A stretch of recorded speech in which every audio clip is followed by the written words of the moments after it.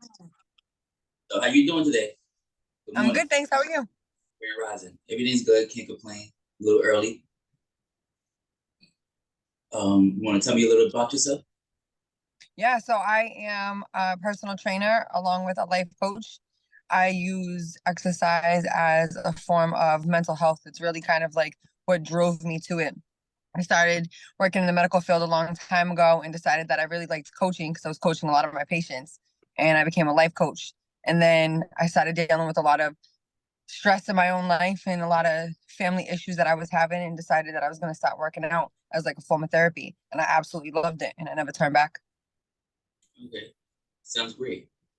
I'm the More Royster. I started this podcast. I wanted to voice my own opinions, and I also didn't like that people wasn't talking about going in deep about certain topics. So I decided to start this podcast to do that myself. Okay. Nice. Right. So thank you for joining the Uncomfortable Truth podcast. Please like, share, and subscribe if you like what you hear. Thank you. All right. My first question for you is: can you take us back to a moment when you realized a change was made in your life? What triggered that awakening at 30? Yeah, so I was drinking a lot. I was having a real stressful time in my life, and I was separated, and I became like a single mom, and I didn't really know what to do, and I found myself just doing too much. And one day I woke up and I was like, whoa, like I need to change my entire life. But it wasn't even just like that, to be honest. Like I was shown something. Like I almost feel like it was God. I know a lot of people don't believe in God, and that's fine. But I do. I always have. I don't go to church, but like I practice my own beliefs at home. And one day I woke up and it would just hit me like an epiphany, like, what are you doing? You need to get up. Like you need to do better. Like this isn't how we're doing this. And that's kind of like what woke me up. Okay. Um, in your journey towards health and wellness, how did you navigate the challenges of overstimulation and cluttered thoughts? By practice and focus. So I learned what, and during my spiritual journey, after that epiphany happened, I started doing a lot of reading, and I listened to Audible, I listened to books, and there's a book by Dr. De Silva, and it's called Mind Control, and he teaches you how to focus and he teaches you how to meditate, and that's really how I did that. So I started with like light meditations and really trying to teach myself how to like focus and to like have chaos in your life because it's always going to happen, but how to structure it. And it took me about 6 months to get it down. Yeah, I seen your picture. Your mat had the yoga stances, and you had the chakra in back of you. So, Yeah, so you believe in chakra, kundalini, and all that? absolutely. Yeah. Do you feel like you open your different chakras as you Yeah. meditate? So are you a believer? Yes. Yeah. Okay. So yeah. It's crazy when it happens and you feel it happening. So at first I was kind of like, like this yoga stuff is cool. I like it. Like I like to meditate. But the deeper that I got into it and the more that I practiced it, I was like, this is amazing. And like then you start to understand it. So what I was lacking, I think, because in order to be a single parent in the world, sometimes you have to be a little bit cold. And I didn't realize that my heart chakra was kind of completely closed off. And that was one of the last things that I was lacking. And the day that it opened, I felt it open. And I cried for like 3 days, but like tears, like beautiful tears and like tears of love. And like, so it's just amazing. So yeah, I'm a wicked believer. But I think you become an even stronger believer when you feel it happening and you get to express that firsthand. I see how excited you are about it. You know, do you use crystals, anything like that? I do. Do you leave them in the sun to absorb I, energy? Do you talk to them or hold them? I don't Actually, to be honest, I didn't know that I should do that, but I usually leave them in the moon. I leave them out at night, and then if there's a full moon, I leave them to recharge. But I've never left them in the sun. Okay. Yeah, that works too. The moon works too. You know. But yeah, I talk to them all the time. I talk to the universe all the time too. Okay. Yes, I believe in manifesting. Have you ever manifested something yourself? Yeah, I do it all the time. Call myself a master manifester. Yeah, I do it too. I mean, I need $20 and I'll find $20 on the floor like 3 steps later. It's funny. That's Um, beautiful. can you mention a spiritual journey that changed your life? Can you share a pivotal moment of experience that stands out during this transformation? My son. So I when I started my journey, one of the things, one of the things that made me start it so much was that being a positive influence on my child is very important to me. And like I've always been a very good role model, so I knew that I was just having a hard time, and I just needed to fix it. But it was also my son. Like my son had seen a lot of stuff, and he needed to be rewired also. So during my spiritual journey, when I was playing those books and I was listening to those audibles, I would play them at night while we were sleeping, because during my journey I learned a lot about our subconscious and how it's constantly working, and if we can allow positive things into our subconscious, it'll become part of our regular conscious during every day. So while he was sleeping, I would play these books. And like, and he's 13 now. When all of this started, he was like 11 to 12. One day he came up to me and was just like, we're living in the matrix and we need to get out and we need to start doing things differently. And I knew right away that it was working.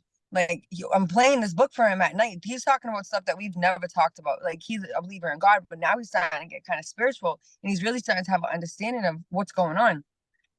And that was a beautiful point. That was like a pivot point for me, because I knew that with eating right, trying to like getting him to work out, and then pushing things on him without him actually knowing it, it was helping to turn things around. Okay. That's amazing. Um, I have two I have two awakening moments. Um, One of them was when I seen the concert record. Basically, I was very, very high, and I fell asleep, and my dream was a out of body experience. So I floated out of my body. I see myself, in the sky, going in space, passing the planets, and I went to this world where the beings were giant. I was only up to like the ankle, and there was no stairs, and I floated down to like one of the levels, and it was a bunch of books, and the being grabbed the book and bent it down to me and gave me the book and said, "Read." And as I was reading, I started like waking up, and I said, "Oh, you're an angel." He said, "Yes." And he like shrunk down to my size, and he again said, "Read." And I was able to read it. It was in another language. And as I became more aware, that's when I started waking up, and I floated back into my body. And then the second experience was I got into a little trouble, and I fell off a fire escape. And when I hit the floor, when I opened my eyes, it was instant. Hit the floor, opened my eyes. There was a little boy. He had to be about like 6, 7 years old. He's like, "You need help? Where you want to go?" And I was like, "I want to go over there." I said, "I need to get away. I want to get caught by the police." And he took me to the place I wanted to go, and I ran into somebody else, and that person took me to another place, and that's how I got away. And I thought that little boy was God, or at least another angel or something, because it was like 3 o'clock in the morning. I never seen this little boy a day of my life. I lived there over 20 years, and I never seen this little boy. So I really believe it's just God, or I hit my head. Wow, Yes, that's amazing.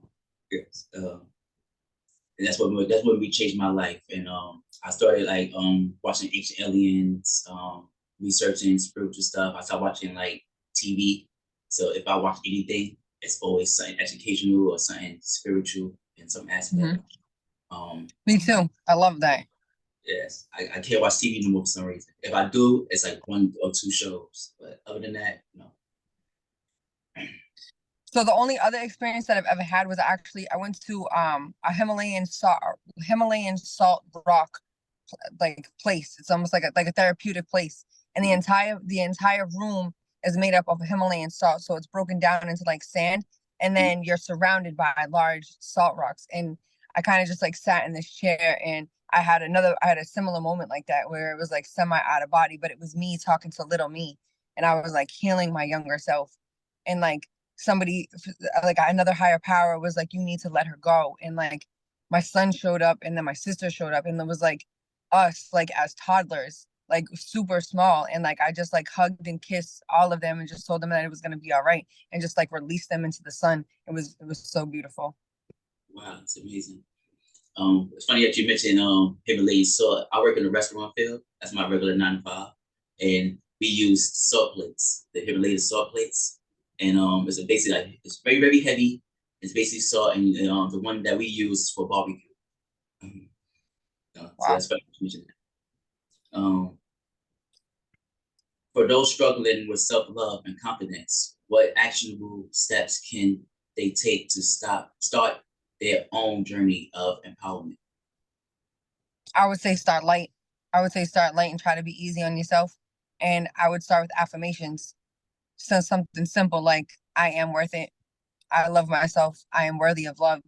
Even just those three, saying them when you wake up in the morning, saying them before you go to bed at night, so that you can hear it. Let your subconscious hear it, and give it a couple of days to kind of move into fruition, so that you actually do feel loved, and you don't need validation from anyone else outside of yourself. If you love yourself and you're confident in yourself and you feel good, that's all you need. You don't look for validation outside of you. Yes. I have a friend that basically asked everybody to like leave a beat, and so everybody did, and the other day she posted, "Thank you for everybody letting me journey in my self love. Um, I appreciate all y'all for just letting me be and giving me my space." And I felt emotional that my support of me just not texting her, writing her, asking how she doing, good morning, anything like that, helped her in her journey. Wow. And even though she posted that, I still haven't reached out to her. I'm waiting for her to reach out to me. So I just feel like self love is a very positive thing. I'm in my own little journey right now, so where I'm not trying to date nobody at all. I just want to focus on the company. So that's all I do is work and focus on the company. And I even lost a friend because of it, because I was so busy. I never had time for her. So Mm-hmm. she said she wasn't interested in the friendship with me. And Well, you know what? It's all right. Because if she's part of your soul tribe, if those people are part of your soul tribe, and that's what God sent here for you, then they'll come back. And like they don't have to understand right now, but they will later on. This time is the most crucial time in your entire life. I spent 2 years by myself. When I say by myself, I mean alone. Like it was me and my son. And like in those 2 years, I learned more. I've been alive for 33 years. Those 2 years were more crucial and beneficial than any time in my entire life. And you have to be by yourself to do it. You can't take on other people's energies or other people's emotions, because it's going to distract you from your own journey. I would say give yourself an entire year because you deserve it. Mhm. Yes, like I was upset at first. I'm like, I really cherish her friendship, but I felt everything happens for a reason. It was meant for her to leave my life. So I feel like after like 15 minutes, I realized that, and I was like, okay, cool, let it go, move on. Right. Um, how did your personal experience with trauma, both in your childhood and adulthood, shape the way you approach life coaching and personal training? So that was like part of the start of it. Um, I didn't understand all the childhood trauma and how that it really affected me. I went through some really, I went through some really hard stuff. Like my parents did drugs, and we were kind of like, we were neglected. There was a lot of us, and like, um, I always kind of chalked it up to whatever. Like I was a kid then, but then I didn't realize that it's like all those unhealthy habits that I was taught as a kid, and all those things that I seen were playing out in my adulthood. And that was why I already enjoyed coaching, because I was working in the medical field and it was something that I was good at. But I also didn't understand that it was like my life's path, like my divine path was to do that. And that I had to experience all of that trauma, and I had to go through having like a super hard adolescence so that I could understand other people. Um, and that was really what it was all about. Like I had to go through all these trials and tribulations as I was growing up, and I had to go through all of this trauma so that it can make me a better person. It can do two things to you. It can destroy you, or it can make you stronger. If it makes you stronger, you can take that and you can bring it to other people, and you can teach them how you got out of those situations and how you became better. And that's thank God that's what happened for me, because I've seen it destroy a lot of people and it can be bad. Yes. My childhood, um, it had to have some kind of trauma because I got to stutter. And when I researched stuttering, it said it comes from trauma. So I must have had some kind of trauma, but like my mother was a good mother. She didn't have a lot, she worked all the time. If she wasn't working, she was sleeping. One year I wore the same clothes every year. And so like she didn't have, but like she was a good mother. She didn't abuse me, she didn't beat me, she was around. Um, it's just, but like if me not having clothes and stuff like that was traumatizing, yeah, But other than that, I had a okay childhood, just a very property childhood, if that makes So sense. that's yeah. So I was gonna say that like poverty, if you were to like look it up, like one of the biggest stressors in a child's life is poverty. One, because it means that even if your mother was the best mother in the world, she didn't get to spend a lot of time with you, and that results in neglect, even if it was unintentional. Because like I'm quite sure that she would much rather had been with you than at work, but she didn't have a choice because she had to feed you. So it's like that creates isolation for you as a child. That means that you don't get to communicate with somebody as much as a child. And that could have been, I'm just assuming, I don't know, but that could have been what helped develop the stutter. Like it gets so deep when I could have these conversations all day long because it really can. Like it can get so deep where people, and then like people start to assume, like I've seen a lot of situations where people would be like, oh, well, my childhood was like this and my mother did this and that. She didn't want to though. Like she wanted to be with you, but she had to feed you. She had to make sure you had a roof over your head. And even if you only had that same outfit, like she was doing the best she could to make sure you had that. Mm-hmm. Um, but yeah. Are Yeah. you haven't studied so far. It sounds really good now. Oh, I've been practicing. That's why. And if I keep moving my hands and stuff. Nice. What advice do you have for someone who feels stuck in survival mode and is struggling to break free from unhealthy habits? The first thing that I would say is to write down whatever goals it is that you have.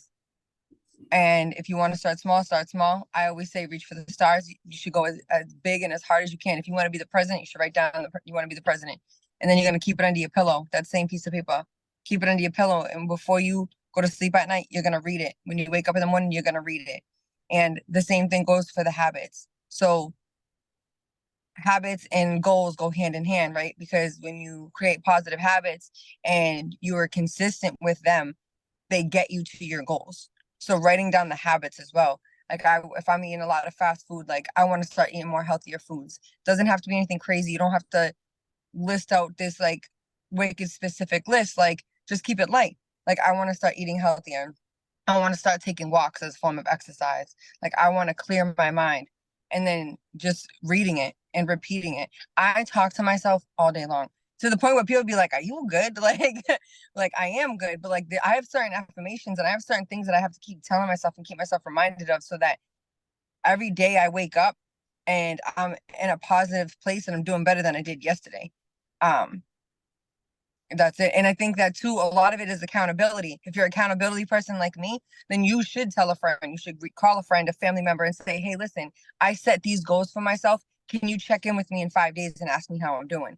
And then tell them like questions you want to ask. Like, I like to be hard on myself. So it's like, hey, I wrote down these lists of 5 goals. I was supposed to go to the gym 40 hours this week. I was supposed to do like extensive strength training. I need you to call me and be in my ass and say like, what did you do this week? Where's your 40 hours at? You know what I mean? So like that way someone else there to hold you accountable. And that way you're still progressing and working toward your goals. And it's free. Yeah. You know, I have plenty of friends that I could call and be like, hey, call me on Wednesday and ask me how I'm doing. Ask me if I did this and that. They're thrilled about it. Mm-hmm. Yeah, it's very positive. It's good advice too.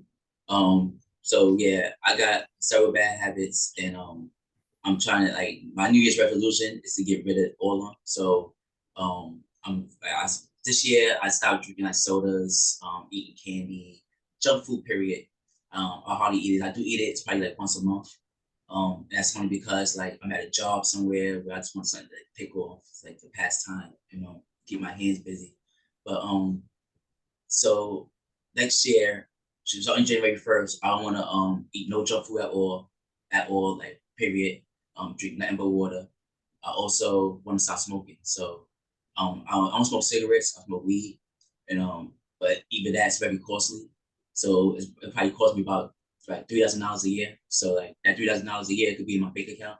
So I Mm-hmm. want to stop that completely, and I want to to stop that. I want to bring in like working out, basically. So like every time I want to think about smoking, I could be in the gym instead, or I could just jump down the floor, do a couple push-ups, or think about it again, do some sit-ups, do some pull-ups, and just do that.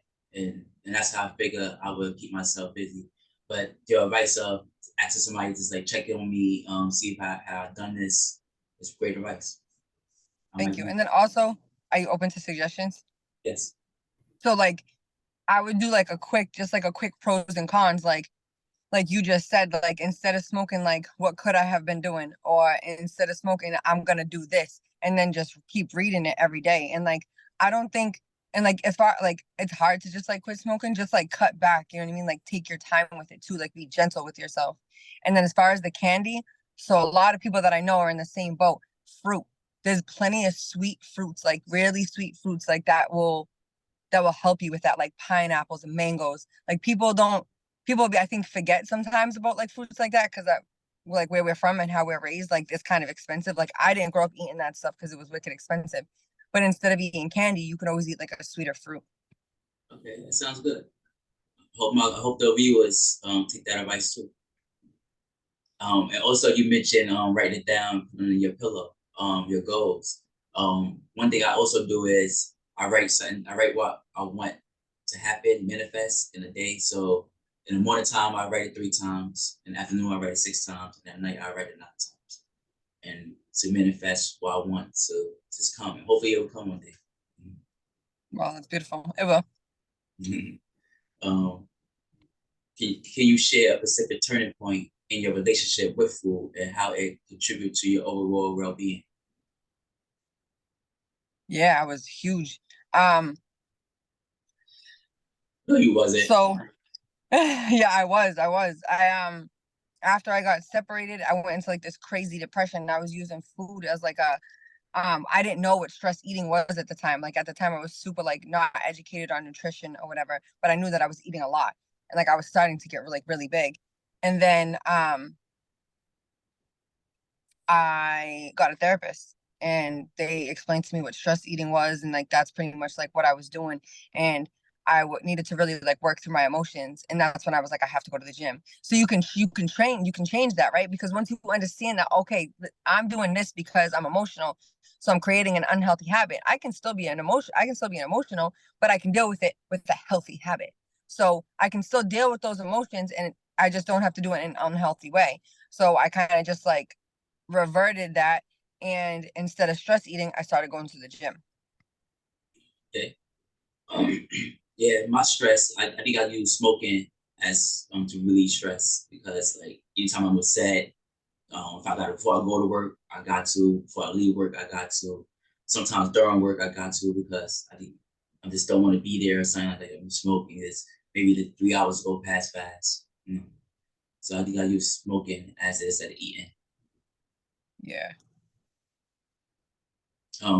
As a life coach specializing in health and wellness, what are the most common misconceptions people have made about positive life transformations? that it happens overnight because it doesn't. I tried to like people look at me and they're like, "Oh, how did you do this?" It took time. It took years. Like I this was so before I even started working out, I worked on my mental for 6 months, for like 6 to 8 months, like doing affirmations, listening to a lot of books, trying to understand nutrition, trying to understand stress, and just like the chaos that was going on in my house. And then I had to teach myself about leadership and how leading yourself or leading your household is you being the actual leader. Like you have to think about it like that. Like you're leading an army. When I wake up every day, like these are my soldiers. Like I need to wake them up and I need to lead by example. They're gonna follow me. Like that's how people should always deal with their children. That's not what I was doing. Um, but it took me time to learn that. So people are like, oh, well, how can I lose 20 pounds in 5 days? You can't. You can't. It's not. And if you do, it's going to look a little strange and it's not going to be sustainable. You're not going to be able to keep it off and you're probably going to gain it back. Typically, when stuff like that happens, like you gain it back plus some. So, really just understanding that it does not happen overnight and allow yourself the time that it takes to get through your journey. At the end of the day, you should have anywhere from a 3 to 5 year plan with goals set up in between that time frame. And it should just be a check mark off each goal every 6 months, every year. Um, people want to transition so fast, but they forget like you have the rest of your life to do that. Think of your body like your house. Like you buy your first home, and that's going to be your forever home. You're going to work on that home forever. It's always going to need new wallpaper. It's always going to need like a little bit of paint. It's always going to need a little bit of fixing up. Your body, your vessel is the same thing. So just take it slow. What's your opinions on natural and surgery and for losing weight? I think you should do whatever it takes for you to do to feel confident. I also think it depends. So that depends. I think that if you get to a certain point in your life where you don't know what else to do and that's the only advice you've been given and you haven't had anyone around you to educate you in other ways, then fine, so be it. But I think that the best thing to do is to try to really just educate yourself on food and nutrition, because I've seen a lot of women have gone and got gastric bypass and they did phenomenal. They did so well. They lost a lot of weight. But then I would be sitting down with them and they would be eating a steak and cheese sub. And I'd be like, it's wonderful. Your weight loss transformation is absolutely beautiful. But what you're putting in your body right now is creating more bad habits that's going to push you back in the direction that you just came from. You're regressing. And you're still not feeding your body the way that you need to. So it's like you can do that, but you're not going to understand how to nourish your body and how to sustain it for the rest of your life. So you'll look good, but you won't truly be healthy. I did an episode once, and we was talking about a woman who lost weight, and she looked very good, and my co-host at the time, he said impossible because her skin had to be flabby, and I'm like, her skin wasn't flabby. I said she lost the weight naturally. He like, no, like it still be flabby. Like, what do you think about that? He took a lot of I heat think for it that too. depends. Do you know how much weight she lost? Um, I think it was like 100 pounds. I think it was like 100 pounds. She was like three and change. So now she was like two and change. Was she working out while she was losing the weight? Yes. She had like a little video, like a collage of videos of her losing the weight from beginning to the point where she was at then. And and I was like, she looked very good. He's like, yeah, like I don't believe that. I don't believe that. I'm like, why you don't believe that? He's like, her skin had to be flabby. I'm like, no, it wasn't. He took a lot of heat for that in the comments. And his opinion still didn't change, even though he took a lot of heat and people were saying, yes, it's possible. So that's why I'm asking you. Yeah, definitely. Yeah, that's why I'm asking these questions, because it's definitely possible. Like, if she was working, and what color was she? What was her nationality? African American. Okay, well, so of course, like she looked good. Like it depends on like yeah, it does like that melanin. It does something for you. Like it has like more elasticity in it. So like a lot of people don't understand how deep it can get. Like your nationality, like the things that you eat. Are you working out? Are you dieting at the same time? So 100% she could have had, because what she could have been doing is strength training. So she was trying to lose weight. She was pushing protein, low carb, and she was working out at the same time. She can absolutely transform her body, and she can do it on her own. Um, your friend he should hit me up so I could teach him some stuff. You can look at the video and his profile there. You can hit him up. Rome Beats Go Hard is his name. Nice. Yeah. Um, in your experience, what roles does spirituality play in achieving balance and fulfilling life? Everything. Everything. I think everything is connected. I am so divinely connected and fated that it makes people think I'm weird. But I don't care. Like I understand that everything is connected. I understand how powerful the universe is, and that I am directly connected to it, and that all of this is part of the plan. Like your chakras, the crystals, all of the, like we're out here every day giving off energy and interacting with other people and trying to understand human beings' emotions. And like that takes so much and such a toll on you. And you go home, you hold your crystals, you release some of that energy, you talk to the universe, you ask for certain things, you manifest. It's all a part of my everyday living. And it's all a whole. I swear by it. I live by it. I believe the same thing. I believe everything's connected, like even religion. So like right now, I'm writing a book, and basically I'm gonna do like two parts of it. I'm gonna make like a story of it, like a novel. But I also want to do like a documentary of it, and basically I want to try to connect all religions, like whatever the Bible mentioned, had the Bible mentioned certain people, stuff like that. Maybe these people was um, Hindu gods, and that's not the it's Indigo. It's Indigo gods. Hindu is actually a racist word. I didn't know that until recently. Hindu and Hindi, that's a racist word. It's a made up word that the colonizers gave Indian people. Really is indigo. So Nice. so the indigo gods, even the Asian gods, maybe Native American gods, try to connect all that history and try to make it into a coherent timeline. That's dope. Do you believe all religions are connected? Yes, absolutely. Um, okay, now my next question is, how do you guide your clients through the process of self-finding, transitioning, and transformation? All the common themes are observed in this journey. I like to start off slow, and I like to start with like visualization. Not a lot of people can do that, but if you can, you should. So visualizing yourself at your end goal, like really just like sitting in a meditative state and trying to visualize what you see for yourself at the end goal so that we can try to make it there. And then you can describe it to me. But if you can see yourself and you can speak to your higher self, then you're already ahead of the game, because that means you have a vision far higher than where you are right now. So you have a goal to get to. And if you speak to her, if you speak to him or her in your higher self, then they'll guide you to wherever it is you need to go. A lot of people will say, well, those are just like spirit guides, or those, it's not. Like, you can absolutely talk to your higher self. She's in a different dimension right now. She's waiting for you to get there. And I say she as an I. Like, it took me a long time to do that too. And some people don't have that type of imagination. So if you can't do that, if you can't visualize your higher self, or you have a hard time visualizing you in the future, then you can always kind of like write it down and write down whatever your goals are. And you can start that way. And you can say, like, I would like to look like this. Get specific. Write down everything. Like, I want to be 130 pounds and I want my hair to be brown. I want to be slim, thick. Whatever it is, get super specific and start writing it down and then reading it. And that's what we'll start. I Yeah. always start off everything slow. Like, I don't like to jump into really anything. I like for people to really just have a vision, have a goal, and then we'll slowly start to get there. The most important part is that you can see yourself somewhere far higher 3 to 5 years from now.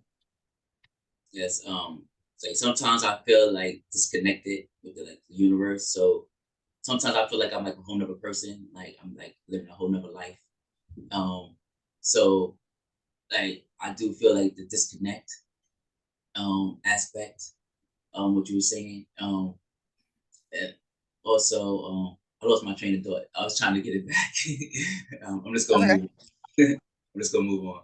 Um, I haven't tried numerous fad diets. What your perspective on current diet culture, and what sustainable approaches do you recommend for healthy lifestyles? Yeah, absolutely. So one thing I would actually like to do, if you don't mind, at some point today, I want to send you a PDF that you can kind of share with all of your viewers. So I have like a quick go-to guide. It has just like 2 snacks, a detox that I do weekly, and then a takeout menu.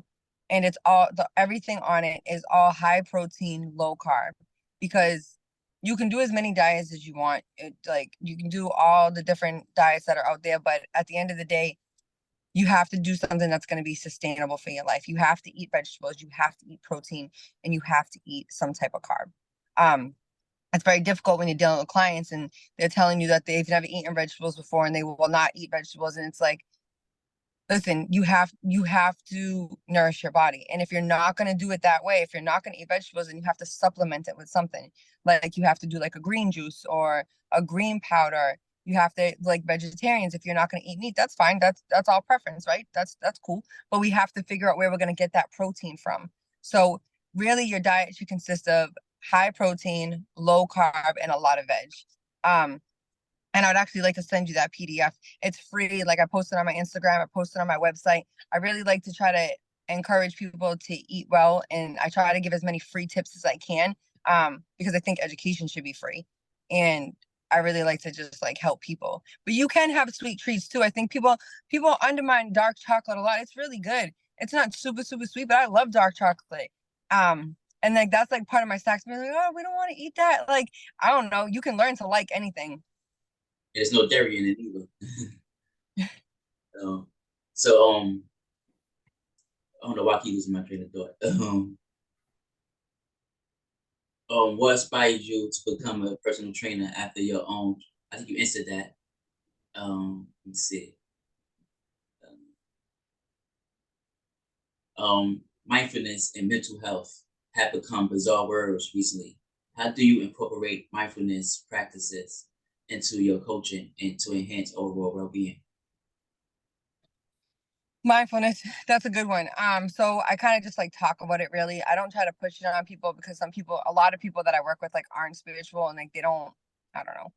It's kind of hard to have that discussion sometimes, but it's very important.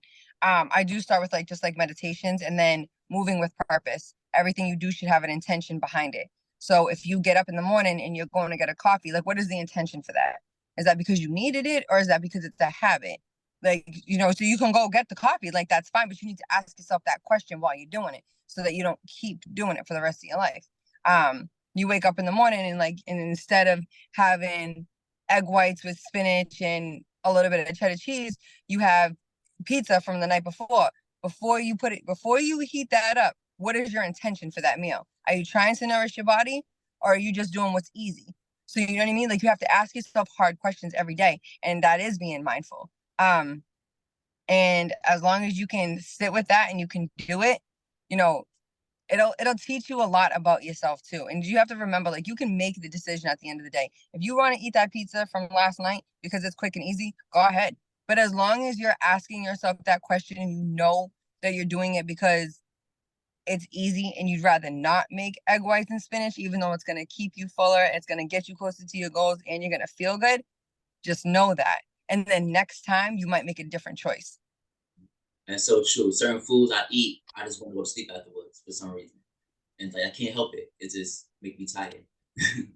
Yeah, right. um, are you vegan? No. Exactly. So, fasting and plant-based diets are gaining popularity. What are your thoughts on these trends, and how do you align with your approach to health and wellness? Do it. I just like anything that comes from the earth, anything that is organic, do it. I am all about I'm all about like farm raised organic. It's wicked expensive, so I don't personally, but like I have an apartment um with a super small like grass space. Like it's kind of like ridiculous. But I put a garden there. I don't care what other people think about it. Like whatever. And I just think that's another people a thing that people need to understand is that they're like, well, I don't have a yard and like I don't have this. Neither do I. I have a cucumber plant that's in my apartment right now, and like I have this little small little square grassy area in the front of my house. There's my tomatoes and my strawberries. They're growing beautifully. They kind of taste alike because they were a little bit too close together. But sometimes you gotta do what you gotta do. You know what I mean? Like it's beautiful and it's free. And it's like it teaches you so many things. It teaches your kids things. How beautiful it is to tell one of your children, go outside and pick a cucumber from the garden. And it's like they don't care what that garden looks like. They don't care if you're in an apartment complex. Like that's their garden. So I think people need to bring it back down, take the ego out of it. Like it doesn't matter where you live. It doesn't matter like if you don't have these big extravagant things, you don't need that. I grew up super poor. Like we learned to really like utilize the things that we have, and it is 100% possible. You can grow strawberries in a plant and put them next to your window. They can stay in the apartment like if you don't have a grassy area to do it. um Sorry, that's like a wicked hot topic. I got a little hot. I just like Yeah, you good? I want to promote it so much because I always hear all this like I don't have this and I don't have that. I can't do this. Yes, you can. You can make anything work. Where there's a will, there's a way. If you have a window that sunlight shines through, you can grow something. One, you just have to talk to it and you have to love it because plants that's how they thrive. They thrive in healthy environments. If you put a plant, a fruit plant, or you put vegetables in your house to grow and there's a lot of arguing and chaos and like things that's not good, it's not going to grow. It's not going to grow, and if anything it's going to end up rotting. if you put it in a house where there's love and there's children, they run around, they playing, they doing stuff, or even if it's just you by yourself and you just, you have music on and you have a good vibe, it's gonna thrive. Fasting, 100%, I live by it. So I fast every single night. I don't eat anything after 8 p.m. and I don't eat until 12 o'clock the next day. So that's a 16-hour fast. It's like a reset. I do that every day unless I have it planned. So again, like with intention. So like if I have plans for the weekend, or if I'm going out, or if I'm doing something, then I'll say like I'm not gonna fast Saturday and Sunday. And my intention is because I deserve to have a good time. So I'm gonna restart on Monday, but I restart on Monday. Um, I don't recommend it for everyone. I think that it can be a little bit difficult because people aren't used to not eating, and they're like, oh, you have to eat, you do have to eat, but you also need a break. People underestimate digestion too. Like it takes a long time to digest food. Um, and to allow your body to be hungry again, especially here in America. Like we're used to eating, you have 3 meals a day and then you have 4 snacks in between it. That's way too much food. It's way too much. Um, so allowing yourself to have that space to really just like sit with yourself and to feel that feeling of hunger is a beautiful thing. Like you shouldn't be eating, you should never be starving, but it's okay to feel like, oh, you know what, I'm hungry right now. I should have breakfast or I should have lunch. Um, so yeah, so my time is I don't eat nothing after 8 p.m. and then I don't eat until 12 o'clock the next day. Sometimes that'll vary a little bit, but not much. Um, and it always brings me like closer to the universe. I've done like 24-hour fasts, and those can get deep. Like on when you get to like 22, 23 hours of a 24-hour fast, like that's when like you'll start like really getting like spiritually inclined, and like hearing like guides like guide you down like certain paths, really getting connected to the universe. If we want to get weird, we can do another episode on that. Nah, we definitely, definitely. And TikTok shows a lot of videos where they grow plants and show you how to grow plants. Like it's because of TikTok. I know that the stem from the pineapple is basically a root. You could plant that and it will grow another pineapple. And I learned that from TikTok. Strawberry, same thing. You put a whole strawberry in dirt and you'll grow a strawberry plant. You know, but and also it was a girl. She posted a video. It went viral, and she basically said like she was Mexican, and she said in Mexico on her way to school, she was to pick a apple from the tree on the way from school, and on the way back from school, she pick another apple and go in the house.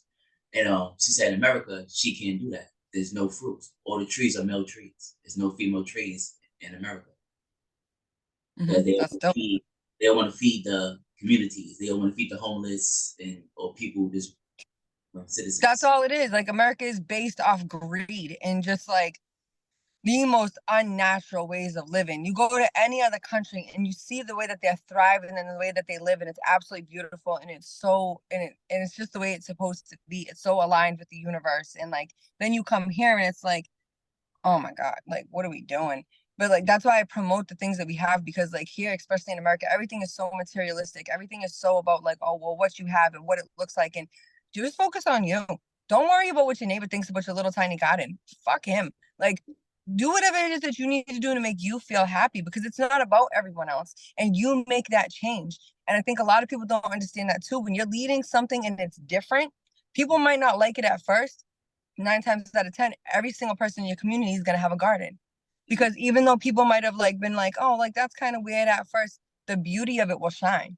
You just have to focus on yourself, and you just have to keep promoting positive things, and people will follow. Mm-hmm. Yes. And also ingredients. I read ingredients a lot now. Before I eat anything, I read ingredients. And the other day somebody gave me, it's like, you want a peppermint? They had the whole bag. The pepper. I said, if you read the ingredients in that, I said, there's no mint. There's no peppermint in that thing. It's all chemicals. I said, it probably got iron in it. And it said iron dioxide, something like that on it. I said, you basically eating iron. Like I'm like, why are you eating that? I said, don't eat that. I just want something to snack on. They ate it anyway. And also rice is a big thing for me too. I love rice. So Mm-hmm. instead of me eating like California rice or Uncle Ben's or something like that, I eat jasmine rice. Because if you look at the ingredients of jasmine rice, it only say jasmine rice. It's nothing else. It just says jasmine rice. But anything else, Uncle Ben's, California, any other rice, it got 20 other ingredients in it. It shouldn't be like that. Sometimes water too. it got 10 ingredients in it. It should only say water. Yeah, you're right. Absolutely. I do it too. Even with things that I put on my body, like lotion and deodorants. And I think all women should know you should never ever use deodorant that has aluminum in it. It causes breast cancer. 100% causes breast cancer. You have to stay away from anything that involves heavy metals. Um, like Tom's is a really good product. Arm and Hammer. Um, there's that other one that's new that's all over TikTok, but it's way too expensive. Um, I don't even know how to say it, but don't get it. You don't need that. Tom's is like $6 for like a stick of it. And then Arm and Hammer, same thing. It's like $4. And it's like, who cares what it smells like it's deodorant. Um, but like organic soaps and things like that, people really should like look more into stuff like that. But if you don't want to get so deep into it, you can just use Dove. Dove is like a really good product, and they have like Dove Sensitive. Um, that is very much like aligned with everything that you just said. So Tom's, Arm and Hammer, and Dove are my go-tos. Okay. I made sure I did that in the comment in the description too, so the viewers will see. Hope they take your advice on that. And funny you mentioned lotion. I did a draw one day, and my hands were so dry when I got home. So I took a shower and I used this lotion that's right here in front of me. And like literally a couple hours later, like my hands, like I guess I had a reaction to it. My skin sort of like breaking. I had like little like scabs. Like I'm like, oh my goodness, like that's lotion. So now I just like stares at it now. Like I'm like, I don't know what I'm gonna do. Like send him a letter. Like I should send him a letter, right? Yeah. Uh Aquaphor is good for that. So like Aquaphor is another kind of like it's like a more natural. It's a little kind of like Vaseline. It can get a little greasy, but if you use a little bit of it, it goes a long way and it works really good. Yeah, I started using Vaseline because I was scared to lose the lotion that's here, and that's the next thing I had here was Vaseline. So I started like using Vaseline. Yeah. I got two different ones, like the regular one, I got the one with cocoa butter. So Throw that lotion in the trash. yes, yeah. And I say I already kept it because I was thinking about writing him a letter, like and like yo, this lotion broke me out. There's something in it. Recall Do it. it. Yes, I will. um, as the wellness industry evolves, what emerging trends do you see shaping the way people approach self care in the coming years? I'm so sorry, but can you repeat that? As wellness industry evolves, what emerging trends do you see shaping the way people approach self care in coming years? Um, so I already see it actually. Like I've already started to kind of like see the change. People ever since the pandemic, people really are starting to focus more on themselves and their families. That time away from like that work in 9 to 5, hustle and bustle, this 40 hours plus a week just to survive. People aren't doing that no more. I see it evolving into a place where families are taking care of families again. Like you're taking care of your mom and your dad. They're coming to live with you. You're living with your grandparents. You're not sending them to nursing homes. Like we're really starting to like take better care of each other and understand that our children need us. So instead of bringing your baby to daycare at 6 weeks old because you wanted to move out your mom's house so bad, you stay with your mom. You stay with her and you raise your baby in that house where your family is. Of course, if it's a toxic environment, you need to leave.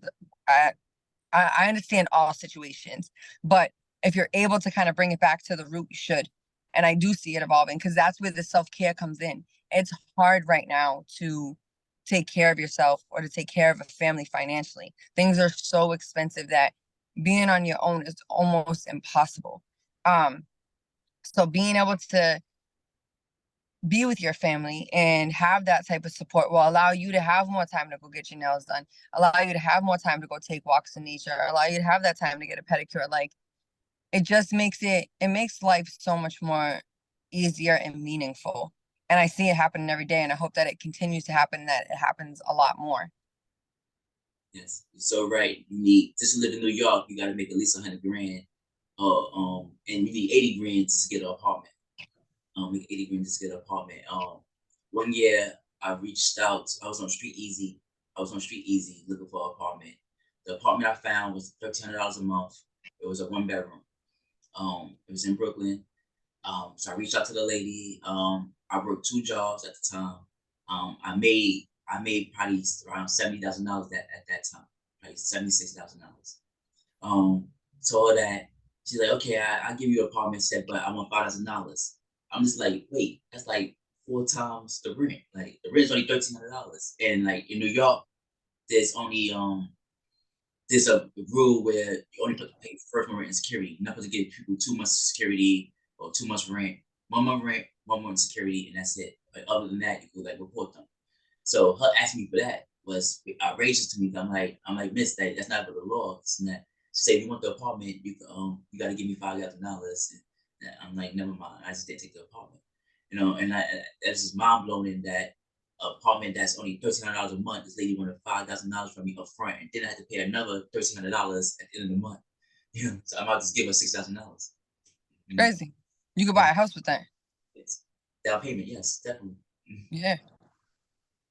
My next question goes into like the gym trends on TikTok and Instagram, and I would know somebody that only go to the gym just to record herself for her TikTok and all that, and then she just leaves. She don't actually works out.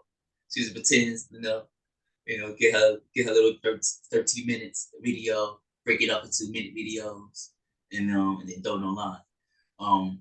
So this question go that social media often portrays an idealized version of health and fitness. How do you address the impact on social media on body image and self-esteem in your coaching? Get off it.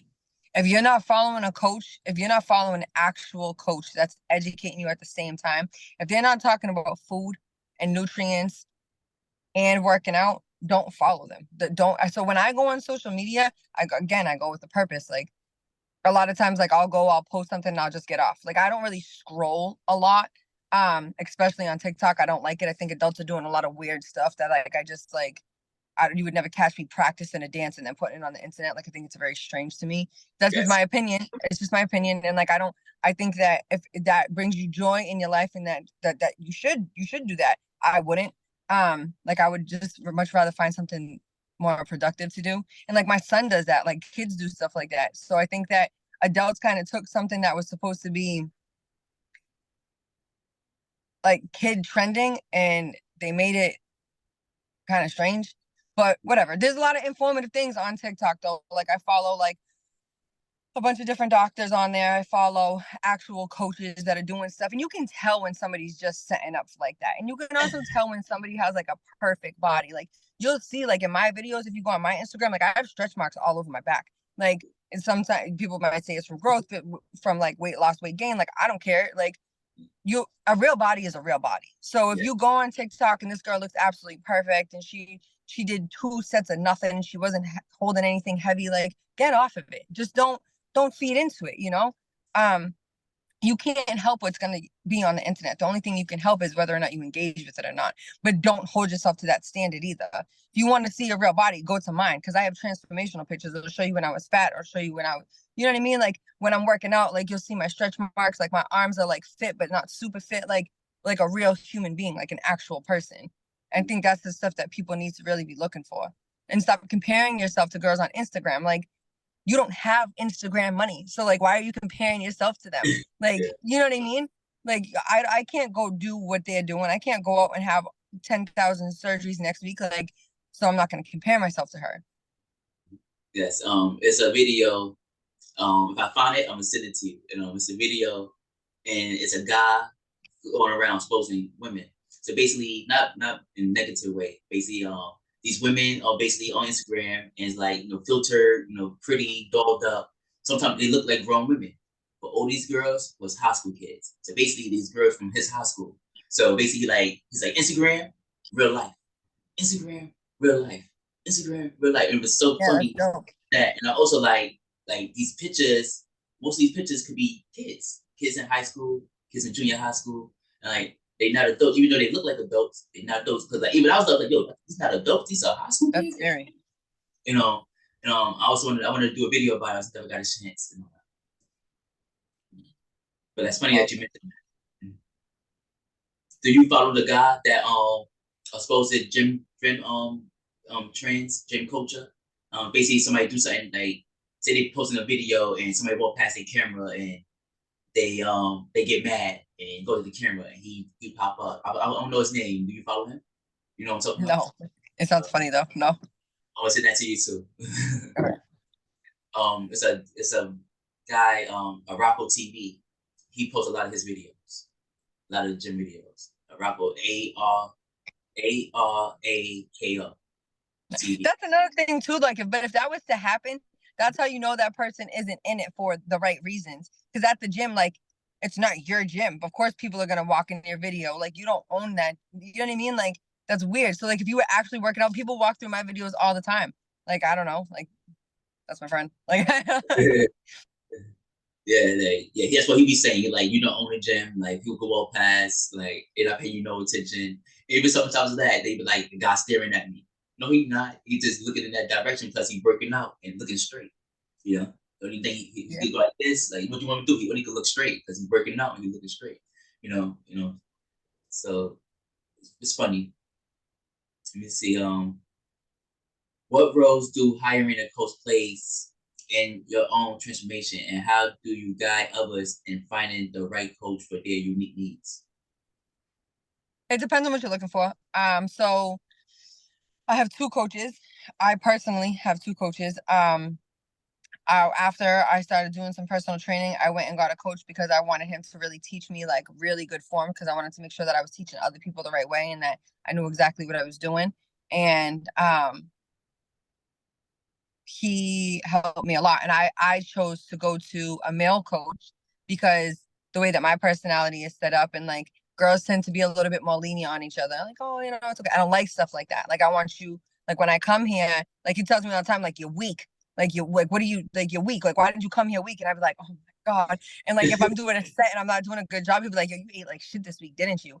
I can tell. Like, why you can't even hold that. And it's like, not so much shaming or like putting, but it's accountability. And like he knows, like, if I had a bad week, or if I ate out, like, I'm not gonna work out as hard. I'm not gonna be as strong. So he's gonna say it. He's gonna say it. Where a girl would have been like, oh, it's okay. Like, if you had your period, like, whatever, it depends on the time of months. Like, sometimes it can be like, I don't like stuff like that. Don't make excuses if I'm doing something bad. Like, I need to hear that. And he does that. Sometimes I leave and I'm like, oh my God, I might have a cry in my car.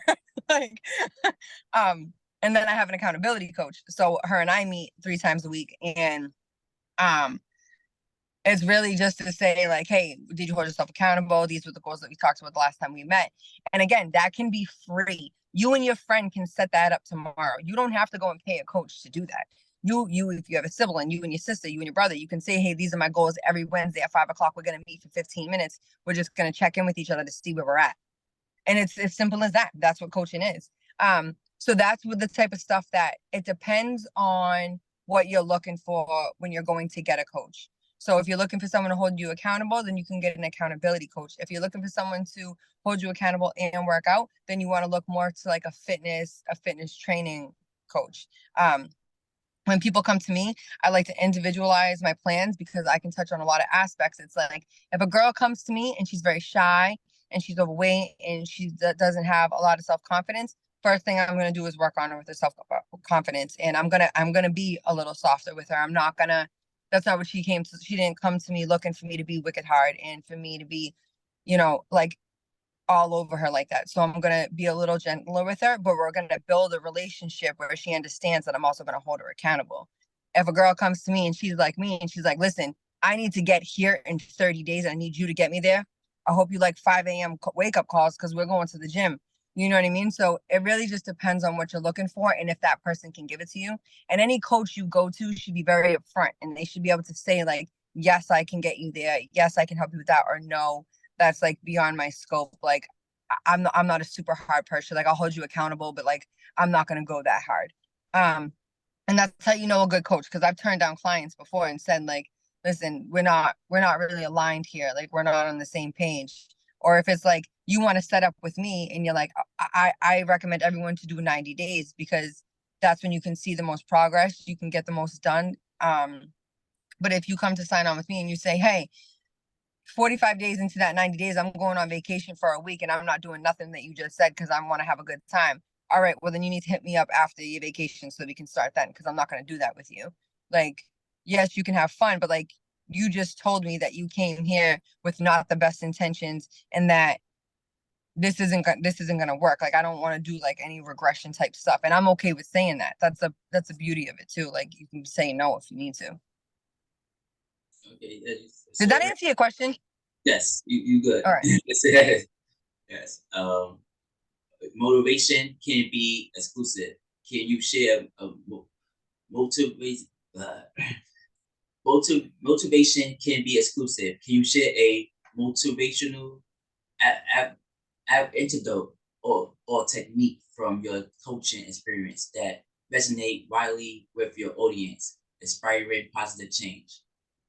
Let me repeat that. Yeah. So, um,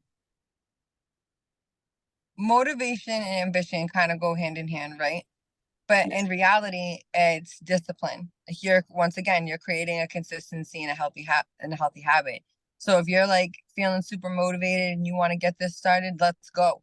Like, let's go and make sure that you're holding yourself accountable at the end of the day. You're not going to feel motivated every day. So don't have that expectation. Don't expect that you're going to get up and be like, oh my God, I can't wait to go to the gym. No, there's days that I get out of bed and I'm like, I can't believe I have to do this again. But I get there, I do it, and I feel good after. And that feeling will always feel much better than saying, damn, I didn't do it. Like I woke up this morning, I didn't feel like going, I didn't go. Because when you sit with yourself at the end of that night and you're laying in your bed and you're doing like your own accountability check-in, you're gonna say like, what did I do instead of going to the gym? What did I do instead of eating healthy? Like it wasn't good. Sometimes you need that though. Sometimes it's like a good kick in the ass to be like, all right, you know what? I woke up on the wrong side of the bed. I didn't really feel like doing nothing. So I didn't do nothing. But it's like, how did you feel? So tomorrow don't do that again. Um, yeah, and like just don't have the expectation that you're gonna be ambitious and motivated every day and that you're gonna wake up and everything is gonna be great. It's just not reality. It's just not how it works. Like you're gonna wake up some days and you're not gonna want to do nothing. But you need to know that with consistency and discipline and checking in with yourself, it'll be worth it at the end of the day. And even when you don't feel like doing it, you have to do it. And you have to grow through that pain. You're And so then it's right. going to become a lifestyle. With consistency, it becomes a lifestyle that you can't live without it. On days that I don't go to, people say like, oh, you have to rest. You need to take a rest day. Do I? I don't know. I love going there. And when I don't go to the gym, I get sad. Yes. When I do certain projects, even though I do so many projects, I think I finished certain projects, and when it comes like especially with booking, I book so many people. I'm like, okay, I booked everybody. And then they say, it's like, oh, you gonna send me a link? I'm like, I didn't send you one. I sent it. Like, so you're right about that. Some days I'm very productive. Some days I just miss it by a little margin, that, and hopefully I can fix it. And funny that you mentioned accountability. My next question is about accountability. You know, so accountability is a key factor in success. How do you install a sense of accountability in your clients, and what strategies do you find most effective in helping them stay motivated over the long term? Yeah, so this is something I've been talking about this whole time because it's huge. Accountability is everything. It's everything. If you're not holding yourself accountable for what you're doing, you're not going to get where you need to be. You're not going to. And if you do end up getting where you need to be, are you going to be able to sustain it? Probably not. Like you need to hold yourself accountable for good and bad things. You have to be able to sit with yourself and say, I I succeeded today. I did a really good job. I did great. And the next day say, you know what? I have to hold myself accountable for not going to the gym. I feel like shit today, and that's because I didn't eat well and I didn't go to the gym like I was supposed to. So with my clients, I'll send them a worksheet, and it's very simple, like very straightforward, and it's just like something that you do. I call it the check-in. You check in with yourself at the end of the night, and you say, and you really just like check in with yourself, and you're looking at your sheet. Like these are my goals. Did I do what I was supposed to do today to try to get to these goals? It doesn't always have to be going to the gym. It doesn't always have to be eating healthy. Whatever your specific goal is, did I do what I was supposed to do today to get myself one step closer to that? Um, Whether it be journaling, reading, doing something that you had to do at work, continuing with a project that you had, really just checking in with yourself and saying, like, okay, did I do this? If I didn't do it, why didn't I do it? And not making excuses for yourself. Things do happen. So I want to be very clear on that too. Like I'm a very humane person. Like you have kids, you have family, like whatever. Like your kid is sick. Like, your kid has strep throat, whatever. You can't go to the gym. You can't leave him. He's just a baby. Cool. Like, so that's fine. At the end of the day, you're looking at your accountability sheet and you're saying, all right, I couldn't do this today because I had to deal with this. What am I gonna do? You're gonna wake up tomorrow and you're gonna completely start over. One thing I want to stress too that I actually just recently learned that I was super hard on myself about was that if for whatever reason I wasn't able to get to my goals today, and if I had a goal to go to the gym, to eat well, to do my regular job, to take my son out to the park, and I didn't get all that stuff done, I would take it to the next day and try to see how I could make up for it and say, you know what, I'm gonna work out 10 times harder tomorrow, or you know what, I'm gonna eat less calories tomorrow. Don't do that. Absolutely do not do that because you're setting yourself up for failure. I did it myself. And a good friend of mine taught me that that is not how you set yourself up for success. Not only that, you should never be punishing yourself for something that you know you did your best. If you did your best that day and you wasn't able to hit every single goal because you had actual life things going on, that's okay. The best thing to do is to get up the next day and to start over. Like every day is a fresh day, but you have the same goal every day. You don't carry that stuff over to the next day and try to make up for it. No, yesterday's gone. Bye. See you later. Today is today. And you're starting every day fresh. Impactful. This next question was basically on the same, like, since we on that topic, basically the same. Um, Balancing different aspects of life is a consistent challenge. How do you guide individuals in finding the right balance between health, wellness, work, and personal life within the framework of your program? By scheduling. Scheduling is huge. People underestimate scheduling and preparation. So I talk a lot about whole foods, right? And I talk a lot about like eating as healthy as you can. Sometimes you can't do that every day. So preparation is huge. It's something that I work with my clients on a lot. I meal prep on Sundays. Or if you went on my Instagram, I was cooking at 10:30 last night. Why? Because I didn't prepare in advance like I should have. So I had to stay up late and wake up early to get this stuff prepared. So Sundays are my meal prep days, or I tend to like coach my clients into that too. Like if you're available on Sunday, and that way you're setting yourself up for at least 3 to 4 days, depending on how long you're willing to go with like your meal preparations. Um, that way one check already marked off the box. So your meals are already prepped up until Wednesday. Now we're going to work on your schedule. Now we're going to go through what time do you wake up in the morning? What are your hours of work? Are you doing a 9 to 5? Do you have to pick up the kids? Do you have to drop them off? You don't have to worry about dinner. We already did that on Sunday. No stress. Time for your shower. So it's like, depending on their schedules, I'll try to individualize that because we might have to wake up at 5 a.m. Like if your schedule is jam packed and the kids got to be to school by 8 o'clock and then you got to be to work by 9, you might have to get up at 5 and then be to the gym by 5:45, be back at the house, whatever. Like we gotta do what we gotta do. If you have the ability to go in the evening, then we can talk about that too. Like your meals are already prepped, so that's one thing that's already done. So you pick up the kids, you drop them off, or if you don't have kids, you can go straight from work, get straight into the gym.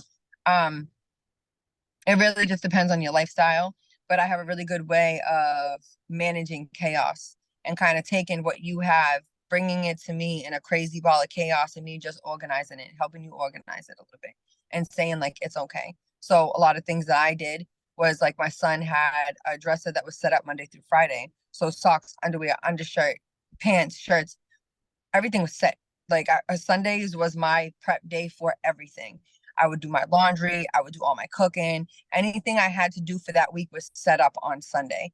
Um, so anything that had to do with like our morning routines, everything my son needed for the mornings was good to go. Snacks, everything was laid out. Like you can do like an apple with granola and have like 4 or 5 bags of granola all lined up on the counter. Those are things I did in preparation. Like I would do like little goldfish bags or whatever, put them in sandwich bags. Everything is lined up. Everything in my house is a grab and go. Um, and I can help to teach you how to organize that. That's very informational because like I scheduling. That's the music's talking about it. Scheduling is one of my pet peeves right now. Because I got my Google Calendar. I use that for my podcast. So I schedule all my podcasts from there. Plus, I also got like links where people can schedule themselves. So it pops up there. And then my regular jobs, I got apps for that. It's 2 different apps, and those come up there from those. And then I also got my notepad where I just keep stuff down. I want to keep track of. Oh, today I gotta do this, that.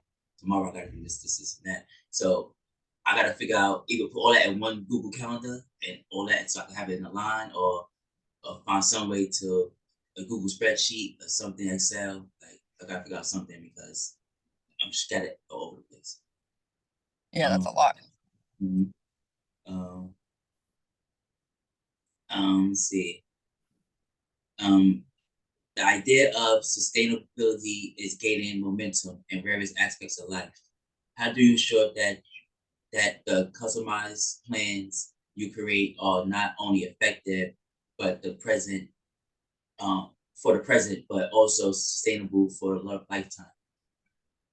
Because I'm teaching you tools that you can use for your lifetime. And also, like Sam is like a lifetime guarantee. If we work together and you find yourself falling off after our 90 days together or after our 6 months together, then you should reach out and you should say, like, hey, I found myself in a slump and I'm not really sure what to do. And regardless if you were to sign back on with me or not, I'm gonna point you in the right direction because your success is my success. And I take it very seriously.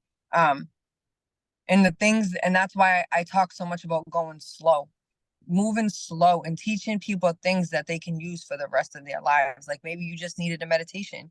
Maybe you actually did need a rest day. Maybe you did need something very human. Maybe you needed to go out and have a couple drinks with your girlfriends. Like maybe you are really getting into a slump and working out wasn't going to answer this. Um, so like really teaching people to be human and to know that they're gonna have downfalls. I do it all the time. Like there's days I wake up and I'm super sad, and it's like that's normal. That's okay. That's what humans do. Um, but I think that because I train and I work with people on such an individual and a human level that the things that I teach them, they will carry for the rest of their lives. And that they never have to be afraid to reach out to me. I'm not going to charge you. If you hit me up and you got 3 questions, I'm going to answer those questions. I'm not going to charge you for that. Like we're going to have a human being conversation. I might not be able to get back to you that same day, but like when I do respond, it's going to be informative and I'm going to do my best to try to make sure that I get you whatever resources it is that you need. Yes. And you are very punctual. Like I never had a problem reaching out to you and going back, even when the problems with the emails happened. You still was there, and I appreciate that. Thank you for that. Nice. Thanks. Yeah. Sorry about that. That was my fault. Technology is increasingly it's integrated into health. Technology is increasingly integrated into health and fitness routines. Are there specific apps or gadgets that you recommend enhancing the wellness journey? Yeah, absolutely. So it can be a little costly, and I don't really have a backup app right now. I'm trying to find more resources, but I use my Fitness Pal.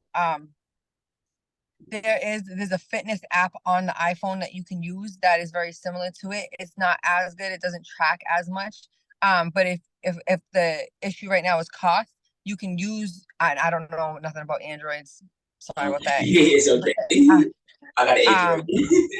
Um, but the iPhone has a fitness app that you can use that's actually pretty good. Um, and it's free and it comes right on the phone. So you can use that. And then there's an app, it's called Zero. That's free. That's a fasting app. So that's what I use every day. And the reason that I use it is because it counts it down to the minute. So the other app that I use every day is my Fitness Pal, but I paid for like the annual for the app itself so that I can get all the features because like I really like to like really count everything and like I like to like know that I'm drinking enough water and all those things. And then it like tracks your steps as you go. Um so I use my Fitness Pal, and then it also has a fasting aspect to it, but I don't like to use it because it doesn't count it right down to the minute. Like Zero will tell you, like if you started at 8:01, then you have to go till 12:01, and if you don't eat, it'll alert you to eat. Which my Fitness Pal doesn't do. Okay. You don't use your Apple Watch for the same aspects? So I have my Apple Watch, but I can't find the charger to it, and that's my problem right now. I got an NJ watch that they follow, like you said, steps, heartbeat. It don't tell you don't tell you to eat though. You know, it should. That's a good aspect of a function on a watch. You should tag him in this. We'll work with him on it. That's definitely. uh, the pandemic has shaped our approach to health. Um, how how have you adopted your culture and methods to address the unique challenges and opportunities that have emerged in the post-pandemic world? So that's where my like I'm not like a social media person really. Like I'll go on and like see stuff, but really I was the only thing I ever posted was food. So I changed my brand recently um to Training with Sam, but prior to that it was Cooking with Sam, because I just like cooked constantly. If you went on my TikTok, my Instagram, it was like all food for like 2 years.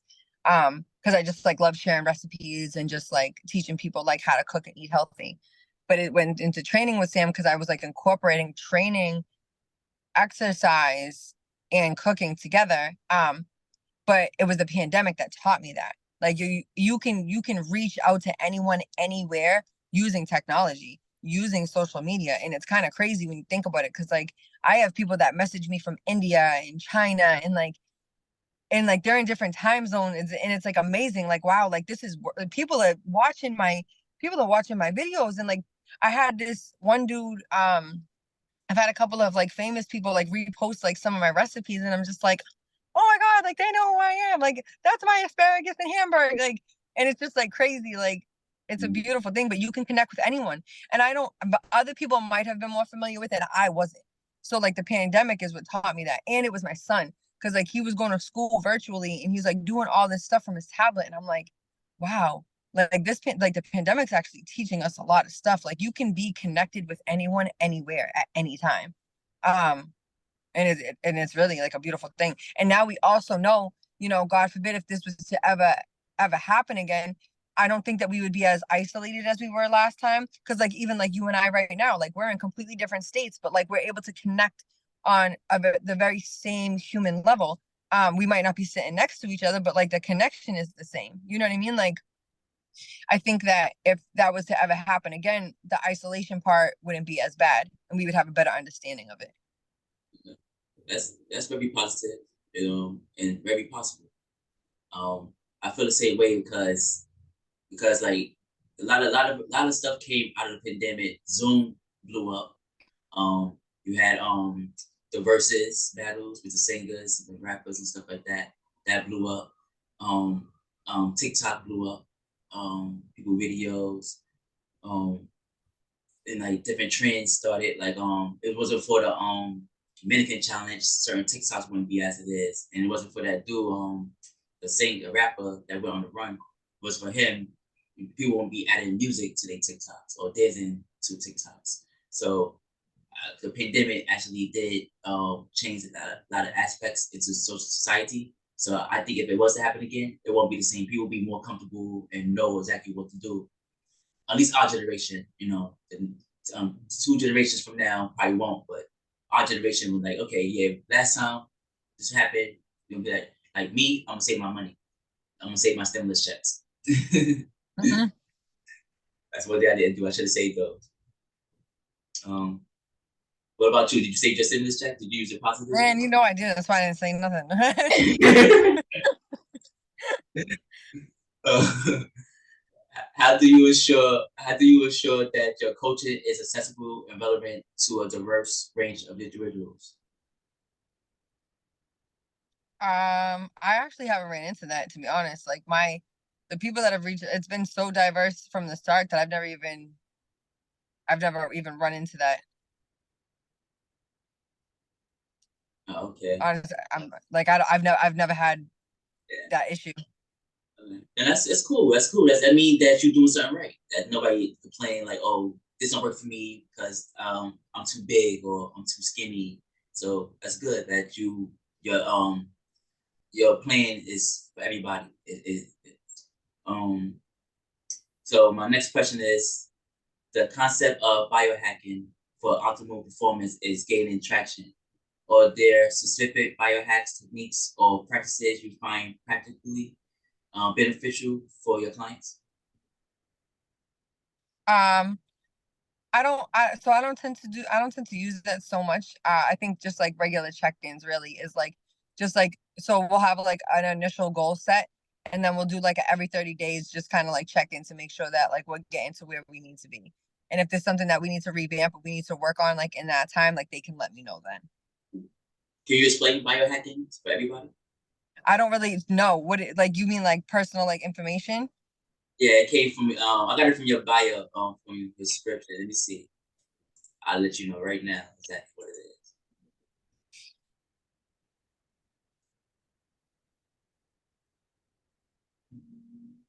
It says the activity of exploiting genetic material experimentally. You heard that? That was on my profile. It came from your description. Yeah. I'll find it and I'll send it to you. To let you All know right. exactly where I But got like it. as far as like personal like confidentiality stuff, like you never have to worry about that. Like I only share stories with people that are willing to do that.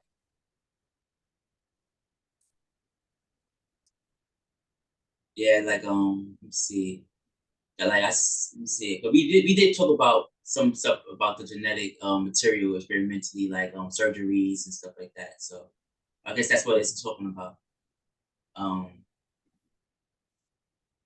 I don't know, to be honest. Like I don't know about all that, but I don't really discriminate. Like if somebody came to me and they had like that issue, if they were considering it, like I would just talk to them about it and kind of feel out the situation.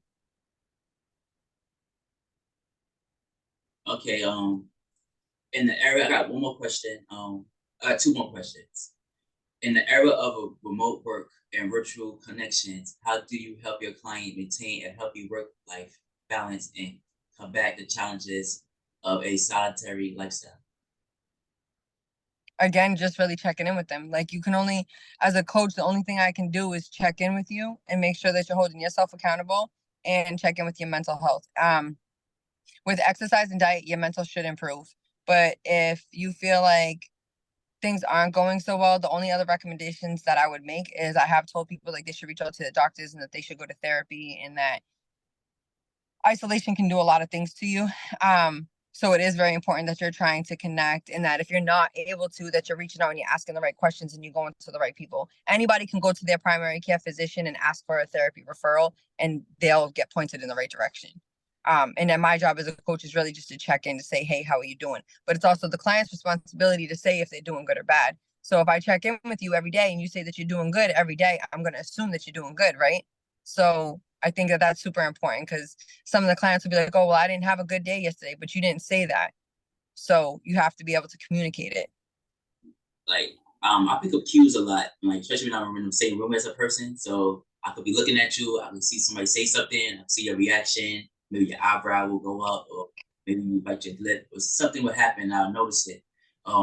If your clients portray any of those traits, would you call them out on it, or would you like persist, or just let it go after a while? Yes and no, because so my job as a coach is really just to be like a safe place. Like I can't dig too deep. Like I'm not a therapist. So like if you're uncomfortable, I'm gonna ask you, and I might ask you more than once. Like I might ask you over and over again. Like, are you sure you're okay? Like if there's something that you want to talk about, this is a safe place.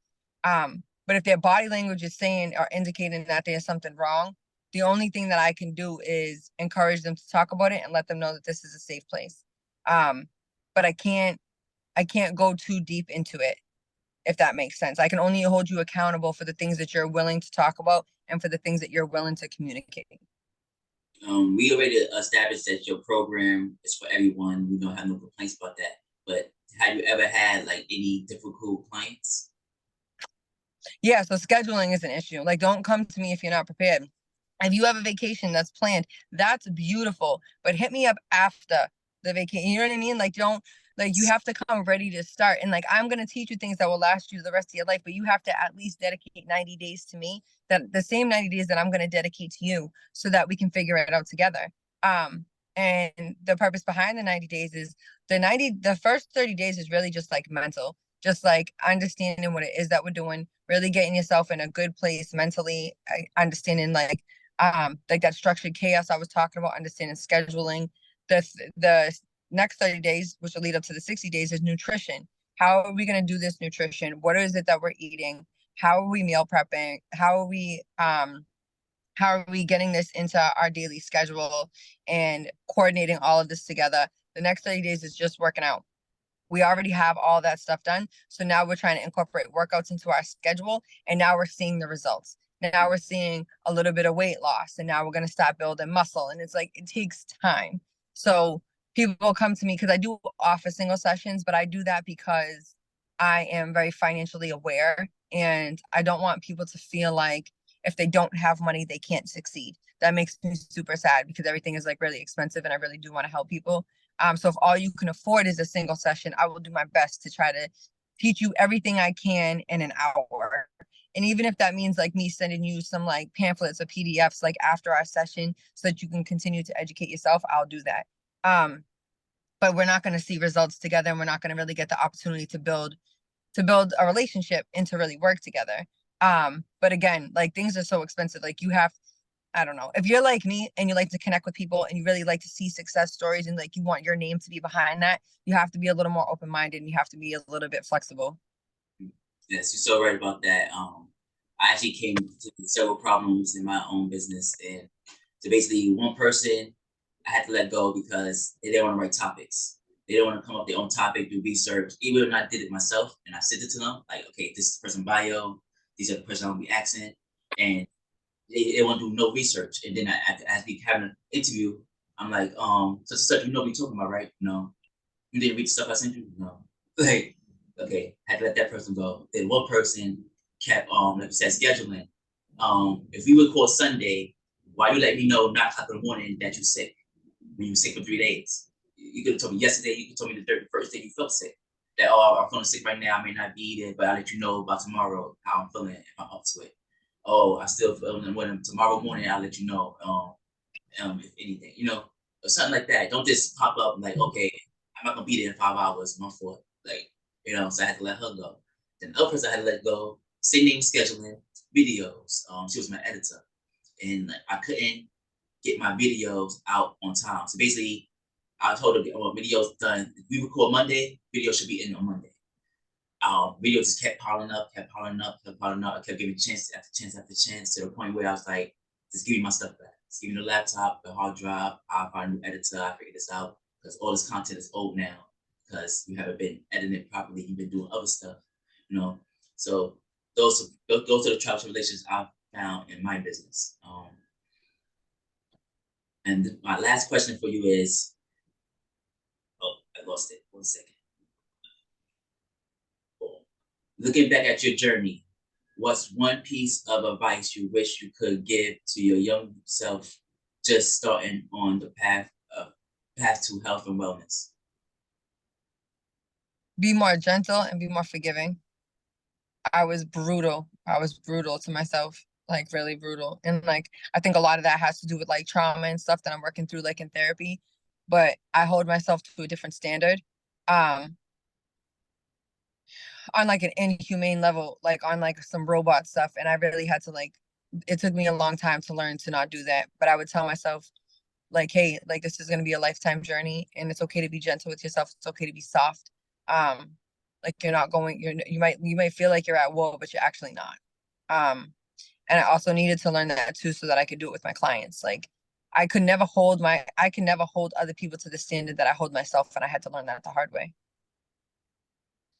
Okay, that's very informational and positive. Thank you for that. Of course. You got any last words? No, I'm super excited. I can't wait for this to air.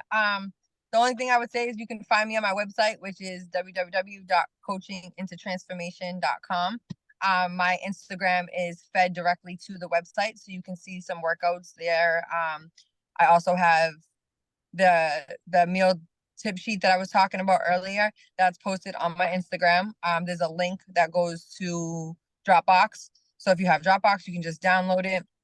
It's super informative. If you have any questions, reach out. Yeah, no problem. I'll definitely leave all that in the description too. Also, I appreciate everything you did for me today. During the interview, I know we had a little back and forth. I appreciate your time, your patience, your professionalism. You're a very great person, and I appreciate you so much. Thank you. Yeah, thank you too. I really appreciate this conversation. Was really good. I really enjoyed it a lot. Thank you for having me. Video should be out in a couple hours. And I'm gonna conclude. Thank you for watching Uncontrolled Podcast. I'm here with. Want to introduce yourself one last time? Samantha Mazola, life coach, specialized in health and wellness and personal trainer. Thank you. Please like, share, subscribe, and follow my friend. Thank you. Take care. Take care. You too. Be safe.